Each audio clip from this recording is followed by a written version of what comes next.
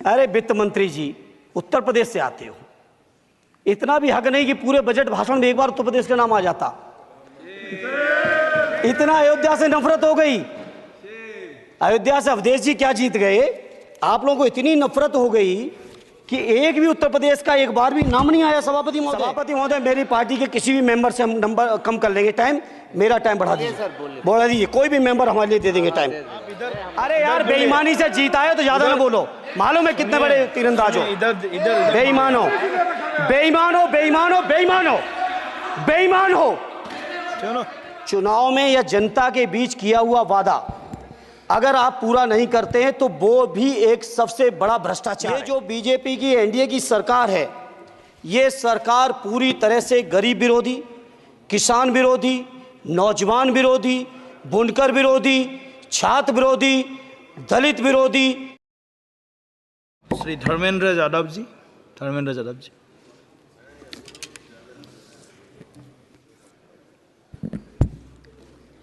धन्यवाद सभापति महोदय। 18वीं लोकसभा के निर्वाचन के बाद और इस नए संसद भवन के बनने के बाद आज मैं पहली बार बोलने के लिए खड़ा हुआ हूं। आपने मुझे मौका दिया, उसके लिए बहुत बहुत धन्यवाद देता हूं। सभापति जी, सबसे पहले श्रद्धेय नेताजी को मैं नमन करना चाहता हूं, जिन्होंने अपने संघर्ष, अपनी हिम्मत, साहस और अपने पूरे जीवन की तपस्या समाज के उत्थान के लिए, देश और उत्तर प्रदेश की तरक्की के लिए और समाज के हर व्यक्ति की तरक्की और खुशहाली के लिए उन्होंने जो अपना पूरा जीवन समर्पित किया है, सबसे पहले मैं आपके माध्यम से उनको नमन करना चाहता हूँ। माननीय सभापति महोदय, श्रद्धेय नेताजी ने हम लोगों को अपने समाजवादी विरासत में इंसाफ और इंसानियत, न्याय और हक की लड़ाई करना सिखाया है। उस लड़ाई को हम लोग बखूबी अपने नेता आदरणीय अखिलेश यादव जी के नेतृत्व में शानदार तरीके से उस विरासत को न केवल लड़ रहे हैं, बल्कि नेताजी के हर सपने को पूरा करने तक हम लोग चुप बैठने वाले नहीं हैं। सभापति महोदय, बजट एक व्यापक विषय है और जब इस विषय के बारे में सोचते हैं तो समझ में नहीं आ रहा कि कहाँ से शुरू करें, क्योंकि देश में आज कोई वर्ग नहीं बचा है। कुछ चुनिंदा उद्योगपतियों के बारे में बात नहीं करूंगा, लेकिन देश के 140 करोड़ लोगों में से कम 95% लोग ऐसे हैं जो आज पूरी तरह से बर्बाद हैं। एनडीए की ये सरकार 11वां बजट पेश कर रही है, लेकिन इस 11वें बजट के बावजूद अगर मैं देखता हूं तो समाज की जो गरीबों के लिए सबसे ज़्यादा ज़रूरी चीज़ें हैं, स्वास्थ्य का है तो स्वास्थ्य 2023 और 24 में बजट घटा दिया है। किसानों का बजट जहां यूपीए के सरकार के समय 2014 तक 5.5 था, वहीं 24 आते आते ये 3.15 रह गया है। शिक्षा का बजट जहां 2013 में 4.77 था, आज 23-24 आते आते ये 2.5% रह गया है। इसी तरह से जितनी भी ज़रूरी चीज़ें हैं, सभापति महोदय, मुझे कहने में कोई संकोच नहीं, ये जो बीजेपी की एनडीए की सरकार है, ये सरकार पूरी तरह से गरीब विरोधी, किसान विरोधी, नौजवान विरोधी, बुनकर विरोधी, छात्र विरोधी, दलित विरोधी, पिछड़ा विरोधी, मजदूर विरोधी, जितनी भी अगर उपाधियां दी जाएंगी सभापति महोदय वो कम हैं। और मैं कोई राजनीतिक भाषण नहीं दे रहा हूं, मैं उदाहरण सहित आपको जब नंबर आए तो बोल देना, और हमें पता है आपका नंबर भी नहीं आएगा आपकी पार्टी में।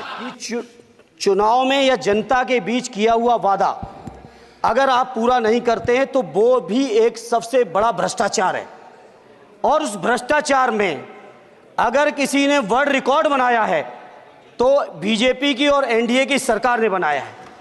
सभापति महोदय, 2014 के चुनाव के समय प्रधानमंत्री जी ने वादे किए कि 2 करोड़ रोजगार हर साल मिलेंगे। स्वामीनाथन जी, जिनको भारत रत्न दिया है, सरकार को मैं धन्यवाद देता हूं, लेकिन वो धन्यवाद अधूरा है जब तक उनकी सिफारिशों को नहीं मानते हो। 2007-8 से लगातार मांग चल रही है देश में कि स्वामीनाथन जी की जो सिफारिश है किसानों को 1.5 गुना समर्थन मूल्य देने का, एमएसपी की गारंटी देने का, कानूनी हक और अधिकार देने का, उस गारंटी को आज तक नहीं माना, आज तक नहीं माना, आज तक नहीं माना। स्वामीनाथन जी को आज तक नहीं माना। अध्यक्ष जी डिस्टर्ब ना करिए। सभापति महोदय, मेरा टाइम इसमें काउंट नहीं होगा। आप इधर, अरे यार, बेईमानी से जीता है तो ज्यादा ना बोलो। मालूम है कितने बड़े तीरंदाज हो। इधर इधर बेईमान हो, बेईमान हो, बेईमान हो, बेईमान हो, बेईमान हो। चलो, स्वामीनाथन जी की आपने नहीं मानी, एमएसपी आपने लागू नहीं की। कितनी बढ़िया बातें कि खाद पे हम सब्सिडी बढ़ा रहे हैं। पहले 50 किलो को 45 किलो, फिर 45 किलो को 40 किलो, और मुझे लगता है कि एक तीसरा कार्यकाल पूरे होते होते केवल 10 ही किलो बचेगा खाद के कट्टे में, इससे ज्यादा नहीं बचेगा। मंडी एक नहीं बनाई, आत्महत्या इतनी कर रहे हैं किसान। और किसान अगर अपनी एमएसपी की मांग करते हैं, हजारों किसान यहीं दिल्ली की सीमा पर मारे जाते हैं, और आप सोचते हो कि आपकी बात को कोई समझेगा नहीं। सभापति महोदय, नौजवानों को कितना गुमराह किया गया। नौजवानों से कह दिया गया हर साल 2 करोड़ रोजगार। मैं आज सवाल पूछता हूं अपने नौजवानों की ओर से, बताएं भारतीय जनता पार्टी के लोग, सरकार में बैठे लोग, 10 साल आपने राज कर लिया है, आखिर 20 करोड़ नौजवानों को रोजगार कहां है? अरे छोड़िए यार, अबे कोई नोटिस नहीं लेता तुम्हें, छोड़ो छोड़ो, कोई नोटिस नहीं लेगा तुम्हें। 20 करोड़ नौजवान के रोजगार का हिसाब कहां है? आज 11वें बजट में जब याद आई तो वो भी ट्रेनिंग की बात करते हो। मैं कहना चाहता हूं आईआईएम, आईआईटी के नौजवानों को रोजगार नहीं दे पा रहे हो। आप सोच रहे हो इंटर्नशिप के इस छोटे से सुगूफे से नौजवान खुश होंगे? देश के नौजवान खुश होने वाले नहीं है। सभापति महोदय, शिक्षा के मसले पर लगातार बजट घटाया जा रहा है, लगातार सरकारी शिक्षा कम की जा रही है, और ये बीजेपी की सरकार की लगातार प्रयास है कि नौजवान शिक्षित होंगे तो सवाल पूछेंगे। देश की जेएनयू से लेके, बीएचयू से लेके, एमयू से लेके जितने बड़े संस्थान हैं, सारे संस्थानों को बर्बाद कर दिया है। एक भी दलित, एक भी पिछड़े, कहीं आपका वाइस चांसलर नहीं है। लगातार जितने भी आपके professor, associate professor, assistant professor की नियुक्तियों में आरएसएस का जब तक कोई फंडामेंटल कोर्स नहीं करेगा, बेसिक कोर्स, तब तक उसकी नियुक्ति नहीं होगी। आप क्या सोच रहे हो देश नहीं देख रहा है नौजवान? यूजीसी का बजट लगातार कम किया जा रहा है। मेरा खुला आरोप है इस सरकार पर कि ये सरकार शिक्षा को प्राइवेट करके, शिक्षा को मुट्ठी भर उद्योगपतियों के हाथों में देके, शिक्षा को चुनिंदा लोगों के हाथ में देके, देश के 140 करोड़, जिसमें मैं समझता हूं 90% लोग गरीब हैं, उन गरीबों के हाथों से शिक्षा को छीनने का ये जो आपकी सरकार षड्यंत्र कर रही है, इसके लिए हम लोग इस मौके पे विरोध करते हैं। लगातार फीस बढ़ा रहे हैं, शिक्षकों की कमी है, रोजगार आप दे नहीं पा रहे हो, सामाजिक असमानता। सभापति महोदय, 2014 में जिस समय सरकार बनी थी एनडीए की, उस समय देश की जितने भी जो आर्थिक चीजें थी, जो वेल्थ थी, उसमें पिछड़ों की हैसियत 17% थी, 17%, 17। और आज 10 साल की एनडीए की सरकार के बाद पिछड़ों की आर्थिक हैसियत हो गई है केवल 9%। मैं कहना चाहता हूं चुनौती के साथ, वित्त मंत्री अपने जवाब में बता दें, अनुसूचित जनजाति का एक भी व्यक्ति देश में अरबपति हो तो बता दूं, एक भी अरबपति हो तो बता दूं, एक भी दलित को अरबपति आपने बना दिया हो तो बता दो, एक भी पिछड़े को बना दिया हो तो बता दो। आप जवाब में दे देना, आप डेटा दे देना, आप डेटा दे देना, हमारी दबाव नहीं रुकेगी। सभापति महोदय, जब जब बीजेपी की सरकार, जब जब बीजेपी के लोग विपक्ष में रहे तो ओपीएस की बातें किए।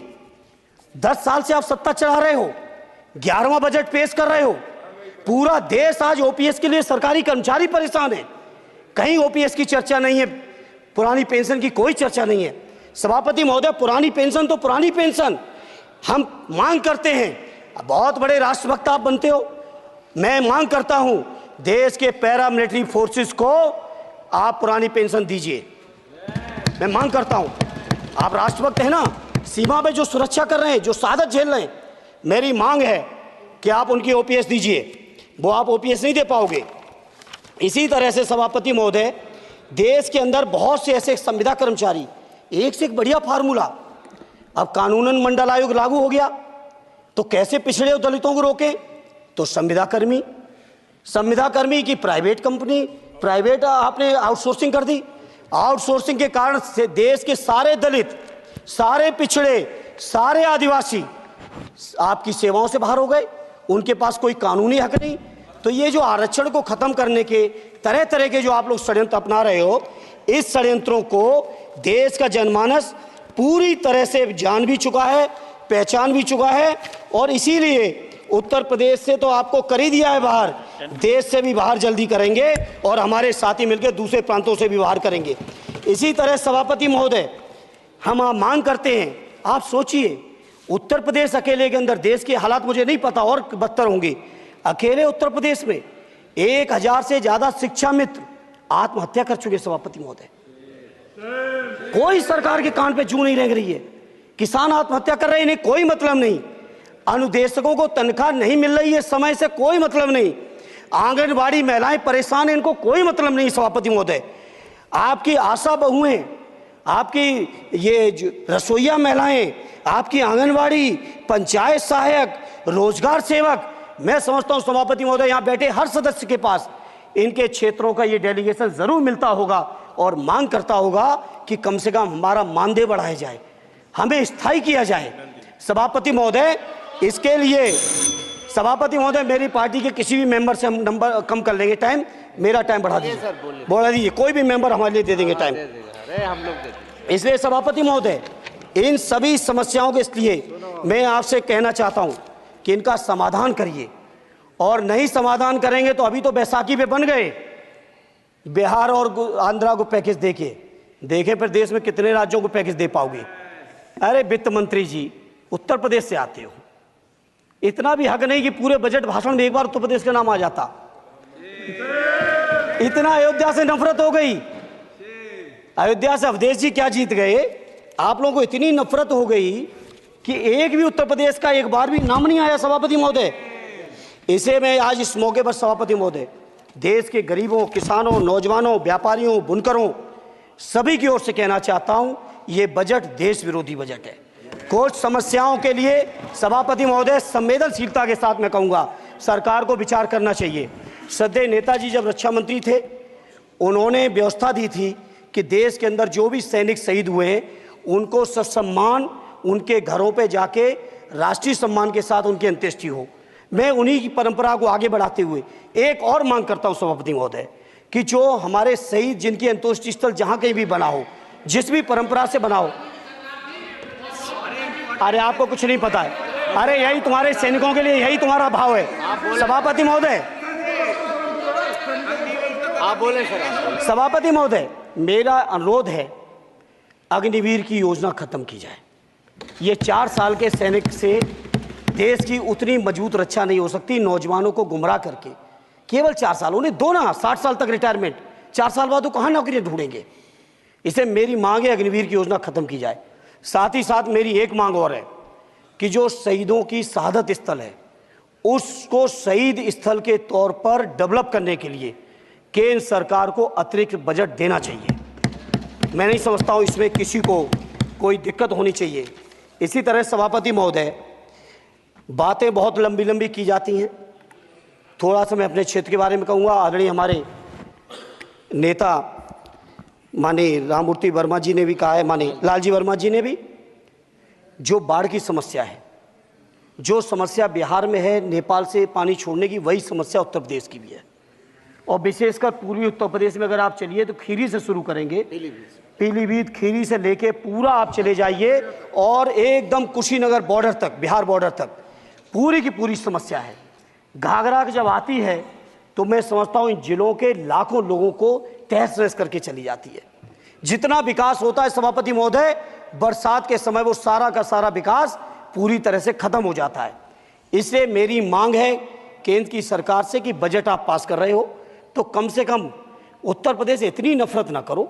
2 बार तो उत्तर प्रदेश की दम पे ही बैठे थे और तब भी ये वित्त मंत्री जी हंस रहे हैं, इनके यहाँ भी आता है बाढ़ तो जाती होगी, महाराज बसता तो नहीं होगा, कुशीनगर बसता नहीं होगा, आपका मऊ बसता नहीं है, आजमगढ़ बसता नहीं, अम्बेडकर नगर बसता नहीं, बहराइच बसता नहीं, खीरी बसता नहीं, श्रावस्ती बसता नहीं, पीलीभीत बसता नहीं, बलिया बसता नहीं है, कुशीनगर बसता नहीं है, गोरखपुर बसता नहीं है। इतने जिले तो हमारे उत्तर प्रदेश के प्रभावित हैं। तो बिहार की तरह से एक विशेष पैकेज हमारे उत्तर प्रदेश के लिए भी दे दो। कम से कम इतना तो कहने की हिम्मत रखो, केवल चीखने के लिए बैठे हैं सब के सब। सभापति महोदय, दूसरा एक मैं बात, हमसे पूर्व जो सांसद रहे हमारे आजमगढ़ के, बड़ी लंबी लंबी बातें की। गोरखपुर से आजमगढ़ होते हुए बनारस तक का हमने रेलवे लाइन स्वीकृत करा दिया।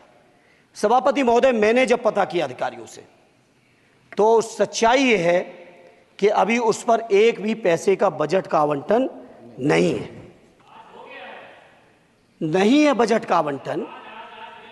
हाँ, आज आप ही ने तो पेश किया बजट, आप ही तो साइन किए हो। निर्मला जी ने तो किया नहीं होगा, आप ही ने किया होगा। तो सभापति महोदय, उस पर बजट भी आए, उस पर बजट भी आना चाहिए। दूसरा सभापति महोदय, ये जो समस्या है बाढ़ वाली, मैं समझता हूँ कोई अकेले मेरी नहीं है, मेरे अकेले क्षेत्र की नहीं है। जो भी संवेदनशील व्यक्ति होगा इस पर जरूर गंभीरता से सोचेगा, उसको सोचे। इसी के साथ मैं अपनी पार्टी की ओर से इस जन विरोधी बजट का पुरजोर विरोध करता हूँ। बहुत बहुत धन्यवाद।